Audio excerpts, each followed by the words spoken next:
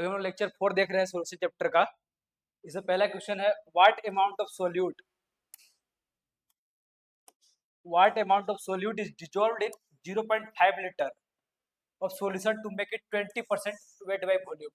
से बोल रहा है कि कितना अमाउंट ऑफ सोल्यूट हम लोग डिजॉल्व करें 0.5 लीटर में। What amount of solute is dissolved in 0.5 litre of solution to make it 20% weight by volume. मतलब कि 20% वेट बाय वॉल्यूम हो जाना चाहिए मेरा। तो देखो जैसे 20% वेट बाय वॉल्यूम, इसका मतलब क्या है? 20 ग्राम ऑफ सोल्यूट प्रेजेंट कितना है? 100 ml of solution. 20% weight by volume का मतलब 20 gram of solute present in 100 ml of solution. अब बोल रहा है कि कितना अमाउंट सोल्यूट का हम लोग डिजोल्व करें।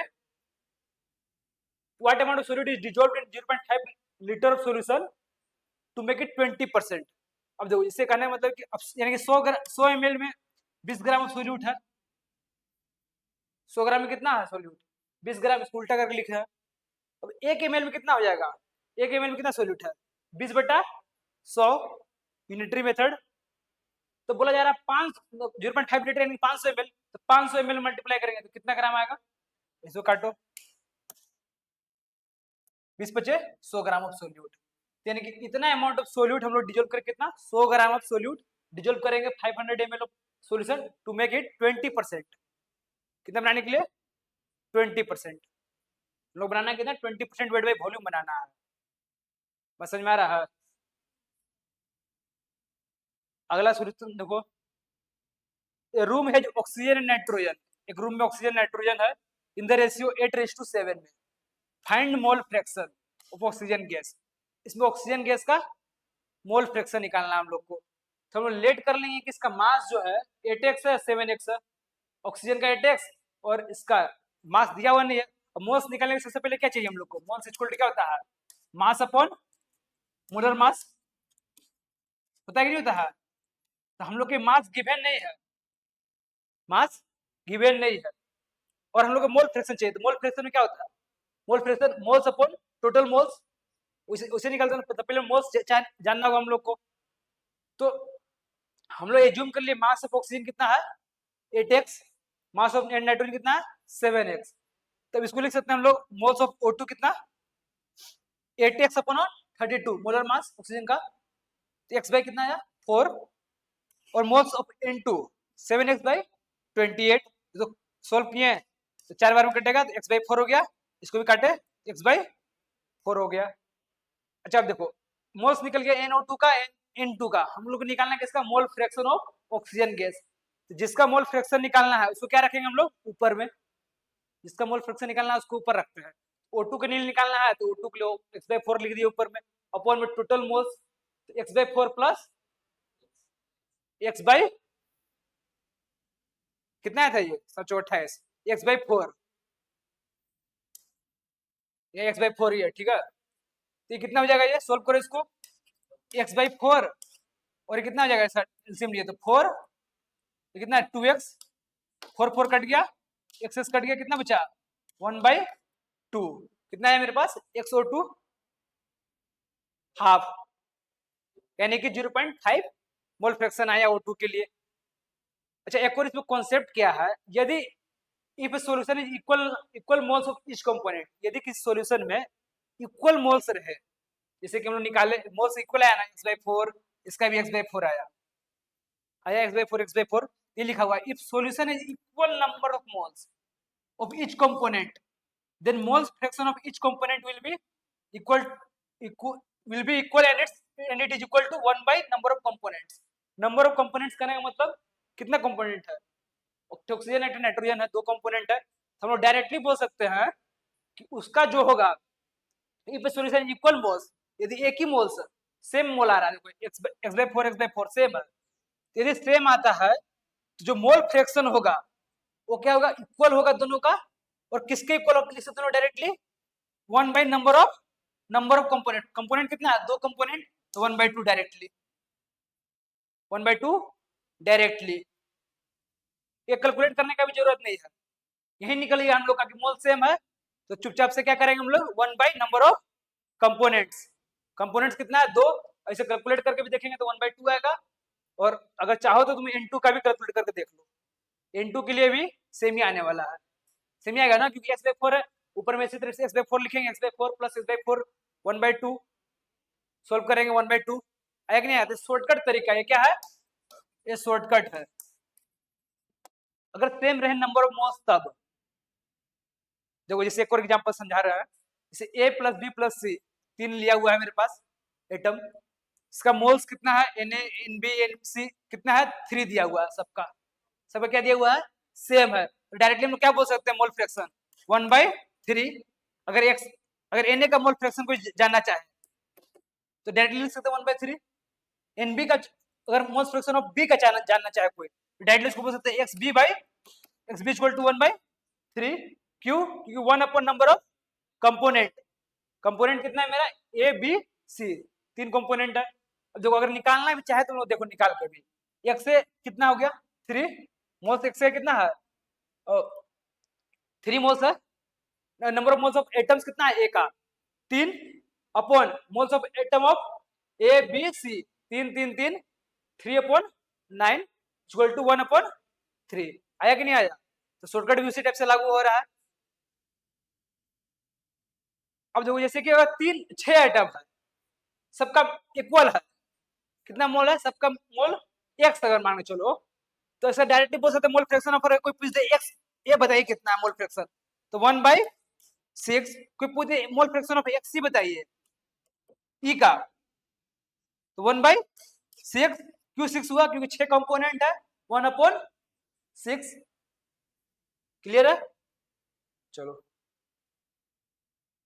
अब देखते हैं हम लोग एक और सवाल। क्वेश्चन क्या है,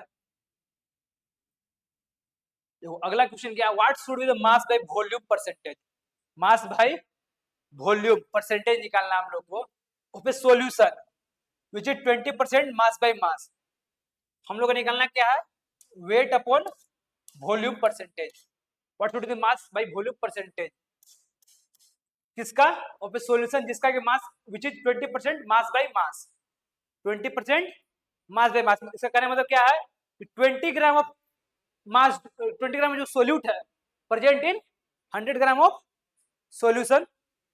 कोई दिक्कत, अच्छा हम लोग को तो दे दिया गया, ठीक है 20 gram of solute present in 100 gram of solution, पर हम लोग को निकालना क्या है, मास बाय वॉल्यूम, हम लोग वॉल्यूम पता होना चाहिए, वॉल्यूम पता होना चाहिए ना, वॉल्यूम कैसे निकालना है, density equal to mass by volume, एक फार्मूला होता है, क्योंकि हमारे पास डेंसिटी दिया हुआ है, डेंसिटी कितना दिया हुआ है 1.02, हम लोग लगाएंगे डेंसिटी ऑफ सॉल्यूशन, क्या निकालेंगे हम लोग, density of solution, density of solution equal क्या होता है, मास of solution upon volume of solution, तो मास कितना दिया रखा हम लोग का 100 ग्राम ऑफ सॉल्यूशन है, कितना ग्राम सॉल्यूशन है 100 ग्राम सॉल्यूशन, तो 100 अपॉन डेंसिटी, 100 अपॉन डेंसिटी को इधर ले आए, वॉल्यूम को इधर शिफ्ट कर दिए, क्योंकि वॉल्यूम निकालना था हम लोग को, वॉल्यूम को निकालना कि weight by mass by volume निकालना हम लोग को परसेंटेज, तो वॉल्यूम निकालेंगे हम लोग, तो 100 अपॉन 1.02, इसको सॉल्व आउट करेंगे हम लोग, तो अब इसका फॉर्मूला लिखेंगे हम लोग, वेट बाई वॉल्यूम परसेंटेज का फॉर्मूला लिखेंगे, तो W2 अपॉन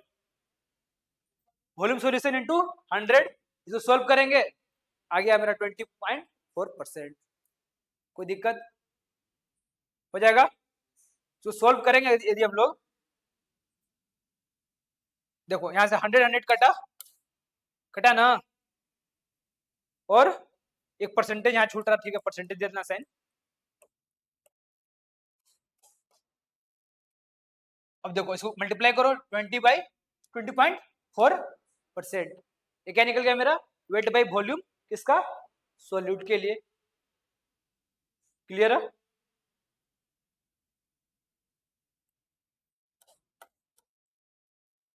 अच्छा अब हम लोग बात करते हैं एक और सवाल है, देखो यदि if 2 moles of CaCO3, 2 moles of CaCO3 dissolve कर रहे हैं किसमें, 900 ग्राम ऑफ वाटर, कितने में डिजोल्व कर रहे हैं हम लोग, 900 ग्राम ऑफ वाटर, तो 2 मोल्स क्या है मेरा, 2 मोल्स क्या है ये, 2 moles of CaCO3 solute, CaCO3 को क्या हम डिजोल्व कर रहे हैं किसमें, 900 gram of water, 900 gram water क्या है मेरा, सॉल्वेंट,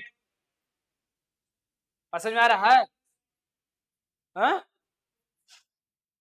अच्छा अब देखो, then percentage by mass of solution, percentage by mass of solution formed, percentage, then percentage by mass of solution. तो हम लोगों को क्या निकालना है, weight upon total weight CaCO3 का। तो हम लोग क्या फॉर्मूला पढ़े थे, mass upon total mass of the solution. अच्छा यहाँ 900 क्यों नहीं लेंगे हम लोग, क्योंकि ये 900 सॉल्वेंट का मास है, इसका मास है ये सॉल्वेंट का, हम लोग टोटल सॉल्यूशन का मास चाहिए। तो कैसे निकालेंगे सॉल्यूशन का मास, देखो 2 मोल्स है ये, तो जब 2 मोल्स है ये, 2 मोल्स CaCO3 लिया हुआ है ना, तो मोल्स का क्या फॉर्मूला था, मोल्स ऑफ CaCO3 का, और लिखना चाहिए हम लोग moles of CaCO3 equal to, जो 2 मोल्स ऑफ CO3 है equal to mass W upon molar mass, molar mass, तो मल्टीप्लाई कर देंगे, मोलर मास कितना CaCO3 का 100, 100 इंटू 2 कितना, तो वेट निकल गया, इसका मास निकल गया CaCO3 का कितना निकला 200 ग्राम। तो सोल्यूट का कितना ग्राम है 200 ग्राम, सोल्यूट 200 ग्राम, CaCO3 कितना हुआ 200 ग्राम, और सॉल्वेंट कितना है मेरे पास 900, तो टोटल कितना ऐड करके हुआ 1100, ना कि 900 लिखेंगे सॉल्यूशन, सॉल्यूशन मेरा कितना बना 1100 का, नीचे सॉल्यूशन लिखते हैं हम लोग पूरा ना, समझ में आ रहा है। तो अब देखो हम लोग यहाँ निकाले मास, मास किसका निकालने लिए हम लोग सोल्यूट का निकाल लिए, तो 200 अपॉन 1100 इंटू 100, अगर जहां लिख दिए 2 मोल्स लिख दिया अगर ऊपर में, तो 2 मोल्स थोड़ी है भाई, ऊपर में तो लोग मास लिखते हैं, गलत हो जाएगा ना ये, आपको उठा कर दैट मोल्स लिख दिया तो गलत हो जाएगा, यहाँ मास लिखना रहता है, mass upon total mass of the solution, ये निकल गया मेरा इतना परसेंटेज।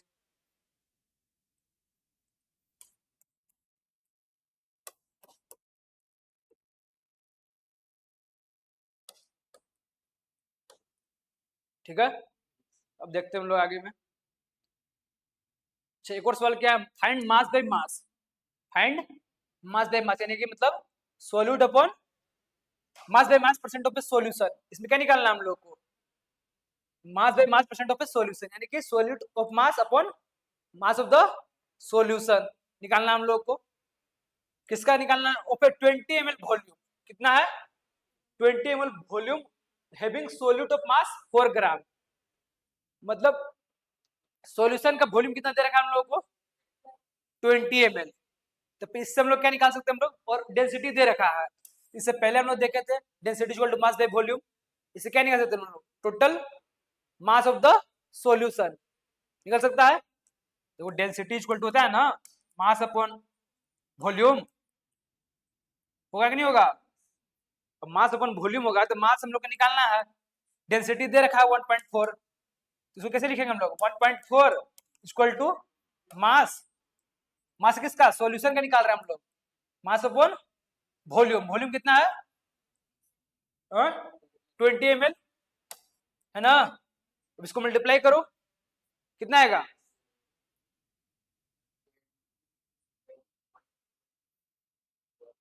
हाँ 20 इंटू 1.4 28, देखो ये चीज तो लिखे हैं यहाँ पे, ठीक है। अब हम लोग गिवन मास, अब देखो ये कितना आ गया हम लोग के पास 28 ग्राम आ गया, मास of the solution, mass of the solution, solute का मास कितना दे रखा है 4 ग्राम, तो 4 ग्राम अपॉन में 28 मास ऑफ द सॉल्यूशन इनटू 100, 100/7,